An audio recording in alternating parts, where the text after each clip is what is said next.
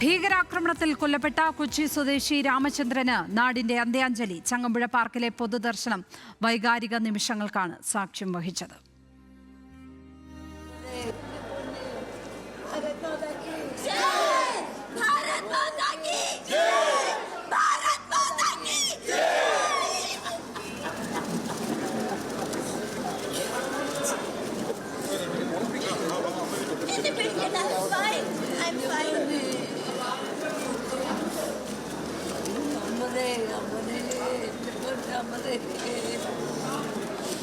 രാമചന്ദ്രന്റെ സംസ്കാര ചടങ്ങ് ഉടൻ ആരംഭിക്കും. ആസിഫ് മുഹമ്മദാണ് വിവരങ്ങളുമായി ചേരുന്നത്. ആസിഫ്, മൃതദേഹം ഇപ്പോൾ ഇടപ്പള്ളി ശ്മശാനത്തിൽ എത്തിച്ചിട്ടുണ്ടോ? മതപരമായ ചടങ്ങുകൾ, കർമ്മങ്ങൾ ഒക്കെ കഴിഞ്ഞിട്ടുണ്ടോ? എന്തൊക്കെയാണ് വിവരങ്ങൾ?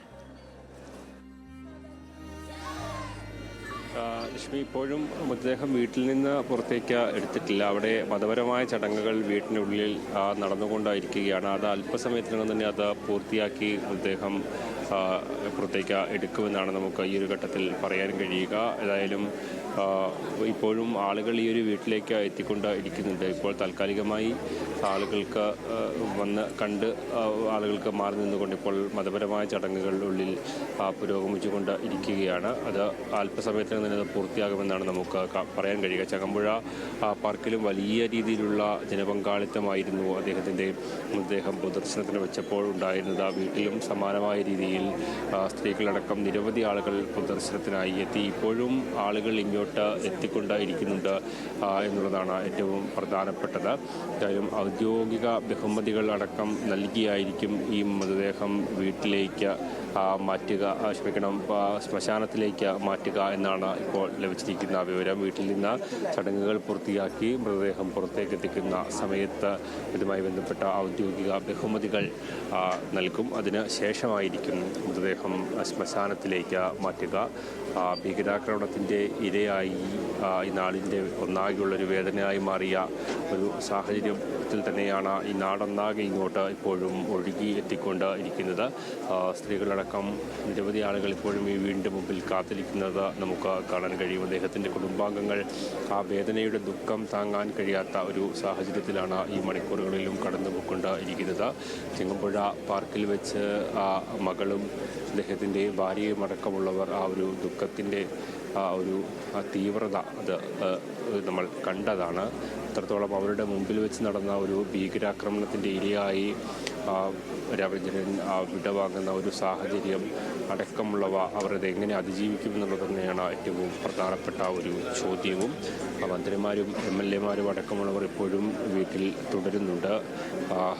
കേന്ദ്ര മന്ത്രിമാരടക്കമുള്ളവർ ഇങ്ങോട്ട് എത്തിയ സാഹചര്യമുണ്ട്. സുരേഷ് ഗോപി അല്പം മുമ്പ് വീട്ടിലേക്ക് കൂടി എത്തിയിരുന്നു. മന്ത്രി P. രാജീവുണ്ട്, മറ്റ് IBയുടെ MP ഉണ്ട്, മറ്റ് MLA മാരുണ്ട്. അങ്ങനെ പ്രധാനപ്പെട്ട ആളുകൾ എല്ലാവരും ഇപ്പോഴും ആ ഒരു വീട്ടിൽ തുടരുകയാണ്. ആ നാടിൻ്റെ ദുഃഖത്തിൽ പങ്കുചേർന്നുകൊണ്ട്, രാജ്യത്തിൻ്റെ ദുഃഖത്തിൽ പങ്കുചേർന്നുകൊണ്ട് തന്നെയാണ് എല്ലാവരും ഈ ഒരു നിമിഷങ്ങളിൽ കൂടി കടന്നു പോകുന്നത് എന്നുള്ളതാണ് ഏറ്റവും പ്രധാനപ്പെട്ടത്. അത് പാകിസ്ഥാനിൽ നിന്ന് സഹായം ലഭിച്ച ഭീകരരാണ് എന്നുള്ള കാര്യത്തിൽ ഇപ്പോൾ അത് ഉറപ്പിക്കുന്ന തരത്തിലുള്ള വാർത്തകൾ തന്നെയാണ് ഏറ്റവും ഒടുവിൽ പാകിസ്ഥാനിൽ നിന്നുള്ള മന്ത്രിമാരുടെ അടക്കമുള്ള പ്രസ്താവനകളിൽ നിന്ന് കൂടുതൽ വ്യക്തത വന്നുകൊണ്ടിരിക്കുന്നത്. അപ്പോൾ ആ രീതിയിൽ ഇന്ത്യക്കെതിരെയുള്ള ഒരു യുദ്ധപ്രഖ്യാപനമായി തന്നെ ഇതിനെ കാണുകയും ആ രീതിയിൽ തന്നെ രാജ്യം അതിനോട് പ്രതികരിച്ചു കൊണ്ടിരിക്കുകയും ചെയ്യുന്ന ഒരു സമയം കൂടിയാണ് ഇപ്പോൾ കടന്നുപോയിക്കൊണ്ടിരിക്കുന്നത്. ആ സമയത്താണ് ആ ഒരു ഭീകരാക്രമണത്തിൽ ജീവൻ നഷ്ടപ്പെട്ട അദ്ദേഹത്തിന് നാട് അന്തിമ മൊഴി നൽകാൻ എത്തിക്കൊണ്ട് ഇരിക്കുന്നത് എന്നുള്ളതാണ്. നമുക്ക് ദൃശ്യങ്ങളിൽ ഇപ്പോഴും കാണാം. ആ വീടിൻ്റെ മുറ്റമെല്ലാം നിറഞ്ഞ് ഇപ്പോഴും ആളുകൾ നിൽക്കുകയാണ്. അകത്ത് ഇപ്പോൾ ചടങ്ങുകൾ പുരോഗമിച്ചുകൊണ്ടും ഇരിക്കുന്നു. ഇന്ന് രാവിലെ മുതൽ പൊതുദർശനം ചങ്ങമ്പുഴ പാർക്കിലാണ് നിശ്ചയിച്ചിരുന്നത്. 7 മണിയോടുകൂടി ആരംഭിച്ച പൊതുദർശനം 9 മണി വരെയാണ് നിശ്ചയിച്ചിരുന്നതെങ്കിൽ പോലും അത് ആളുകളുടെ ഒരു ഒഴുക്ക് കാരണം അത് 10 മണിക്ക് ശേഷം മാത്രമാണ് അവിടെ നിന്ന് പൊതുദർശനം അവസാനിപ്പിക്കാനായത്. അതിനുശേഷമാണ് പിന്നീട് വീട്ടിലേക്ക് എത്തിച്ചത്. വീട്ടിലേക്ക് എത്തിച്ച സമയത്തും നൂറുകണക്കിന് ആളുകൾ ഇപ്പോഴും ഈ വീട്ടിൻ്റെ ഉള്ളിലേക്ക് കടന്നു വന്നുകൊണ്ടിരിക്കുകയാണ് എന്നുള്ളതാണ് ഏറ്റവും പ്രധാനപ്പെട്ട ഒരു കാര്യം. ഇനി ഔദ്യോഗിക ബഹുമതികൾ കൂടി നൽകി അദ്ദേഹത്തിൻ്റെ മൃതദേഹം ഇടപ്പള്ളി ശ്മശാനത്തിലേക്ക് നീക്കുന്നതിലേക്ക് കാര്യങ്ങൾ എത്തുകയും ചെയ്യും.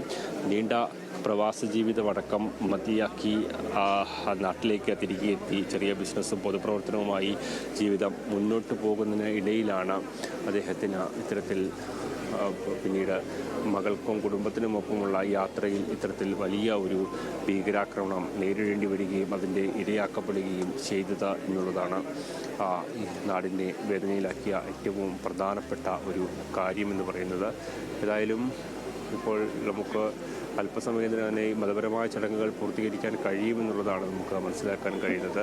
അദ്ദേഹത്തിൻ്റെ മകളുടെ 2 ഇരട്ട കുട്ടികൾ, ആ കുട്ടികളടക്കം ചെറിയ പ്രായത്തിൽ ആ ഒരു ഭീകരതയുടെ ഇരകളാക്കപ്പെട്ട ആളുകൾ തന്നെയാണ് അവരും എന്നുള്ളത് നമുക്ക് ഈ ഒരു സമയത്ത് മറക്കാൻ കഴിയില്ല. കാരണം അതിൻ്റെ ഒരു ആഘാതം അവരിൽ നിന്ന് ഇനിയും വിട്ടുമാറിയ സാഹചര്യമില്ല. കാരണം അവരുടെ മുമ്പിൽ വെച്ചാണ് ഭീകരർ ഇത്തരത്തിൽ അദ്ദേഹത്തെ വധിക്കുന്നതിലേക്ക് കാര്യങ്ങൾ എത്തിയിട്ടുള്ളത് എന്നുള്ളതും നമ്മൾ ഈ ഒരു ഘട്ടത്തിൽ ഓർക്കാതെ പോകാൻ കഴിയില്ല. എന്തായാലും പോലീസ് ഔദ്യോഗിക ബഹുമതികളടക്കം നൽകാനുള്ള നടപടികളിലേക്ക് ഇപ്പോൾ കടക്കും എന്നാണ് നമുക്ക് മനസ്സിലാകുന്നത്. ഉള്ളിലിപ്പോൾ മതപരമായ ചടങ്ങുകൾ അത് അവസാന ഘട്ടത്തിലേക്ക് കാര്യങ്ങൾ എത്തുകയും ചെയ്തിരിക്കുകയാണ്.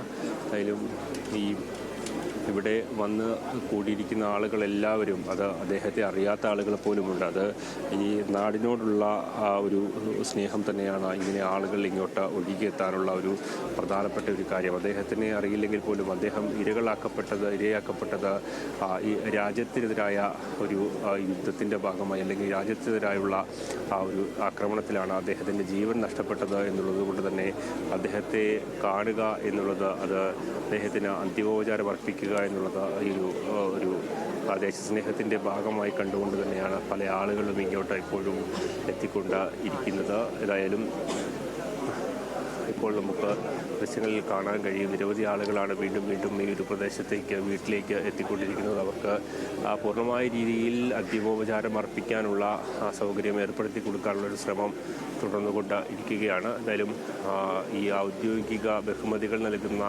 കാര്യങ്ങൾ ഇപ്പോൾ മന്ത്രി പി രാജീവിൻ്റെ നേതൃത്വത്തിൽ ഏകോപിപ്പിച്ചുകൊണ്ട് ഇരിക്കുകയാണ്. അതിനുള്ള സജ്ജീകരണങ്ങൾ ഇപ്പോൾ വീടിൻ്റെ മുറ്റത്ത് ഒരുക്കിക്കൊണ്ട് ഇരിക്കുകയാണ്. അങ്ങനെ ഔദ്യോഗിക ബഹുമതികളോടുകൂടിയായിരിക്കും അദ്ദേഹത്തിൻ്റെ മൃതദേഹം ഇനി ഏറ്റവും ഒടുവിൽ വീട്ടിൽ നിന്ന് പുറത്തേക്ക് ഇടപ്പള്ളി ശ്മശാനത്തിലേക്ക് എത്തിക്കുക എന്നാണ് നമുക്ക് മനസ്സിലാക്കാൻ കഴിയുന്നത്. മതപരമായ ചടങ്ങുകൾ ഏറ്റവും അവസാന ഘട്ടത്തിലാണ് എന്നും നമുക്ക് മനസ്സിലാക്കാൻ കഴിയുന്നുണ്ട്. അതിൽ പങ്കെടുത്ത പൂജാരിമാരടക്കമുള്ളവർ ഇപ്പോൾ പുറത്തേക്ക് പോകുന്നത് നമുക്ക് കാണാൻ കഴിയും. അതുകൊണ്ട് ഒരുപക്ഷെ മതപരമായ ചടങ്ങുകളെല്ലാം ഇപ്പോൾ ഏറ്റവും അവസാന ഘട്ടത്തിലേക്ക് എത്തിയിട്ടുണ്ട് എന്ന് നമ്മൾ മനസ്സിലാക്കുന്നു. അങ്ങനെയാണെങ്കിൽ അധിക സമയം കഴിയുന്നതിന് മുമ്പ് തന്നെ മൃതദേഹം വീടിന് പുറത്തേക്ക് എത്തിച്ച് ഔപചാരികമായ ഔദ്യോഗിക ബഹുമതികൾ നൽകുന്നതിലേക്ക് കാര്യങ്ങൾ എത്തുകയും ചെയ്യും. അതിനുശേഷമായിരിക്കും സംസ്കാരത്തിലേക്ക് കാര്യങ്ങൾ നീങ്ങുക. ഇടപ്പള്ളി പൊതുശ്മശാനത്തിലേക്കാണ് അദ്ദേഹത്തിൻ്റെ മൃതദേഹം സംസ്കാരത്തിനായി കൊണ്ടുപോവുക.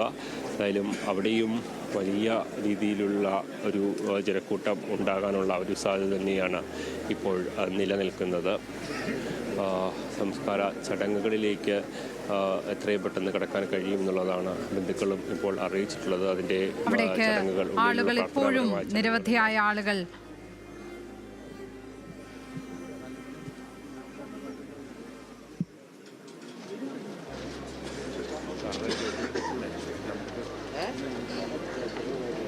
പഹൽഗാം ഭീകരാക്രമണത്തിൽ കൊല്ലപ്പെട്ട രാമചന്ദ്രന്റെ സംസ്കാരം പൊതുശ്മശാനത്തിൽ നടക്കും.